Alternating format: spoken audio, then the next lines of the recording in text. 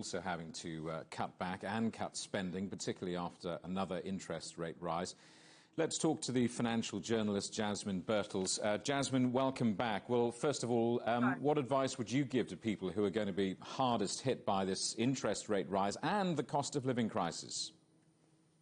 Yes, well, the people that will be particularly hardest hit, I think, by the rate rise are those with mortgages.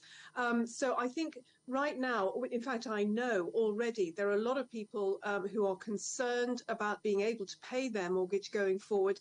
They are going to see organisations like Shelter, and I do recommend that anybody who is feeling that they might lose their home goes to see Shelter as quickly as possible. Before that, though, you can speak to your mortgage company, because mortgage companies don't want to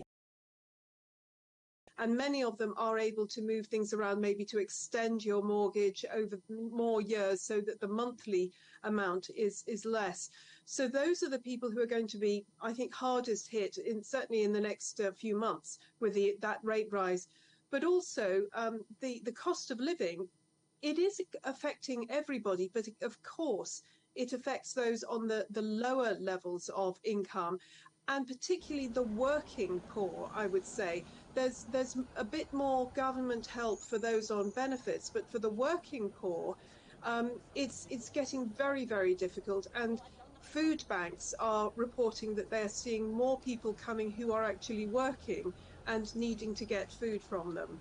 It's easy, isn't it, to send round that very blunt message, spend less. What do you think the knock-on effect will be for small businesses and those independent service providers if people have less disposable income to spend?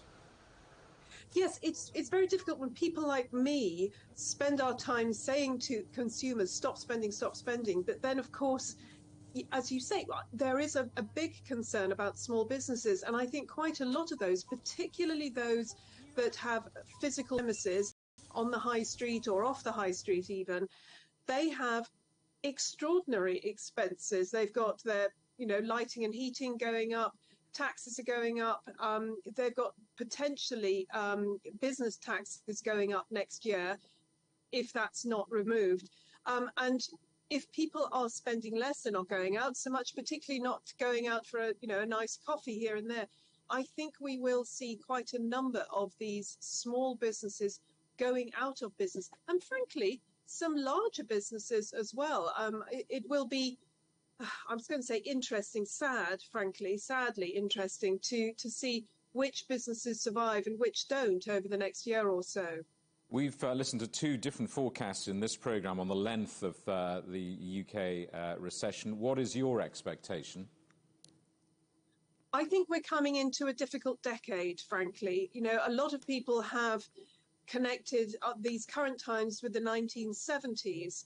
But of course, in the 1970s, we didn't have the issue of extraordinary money printing, quantitative easing that we have had here.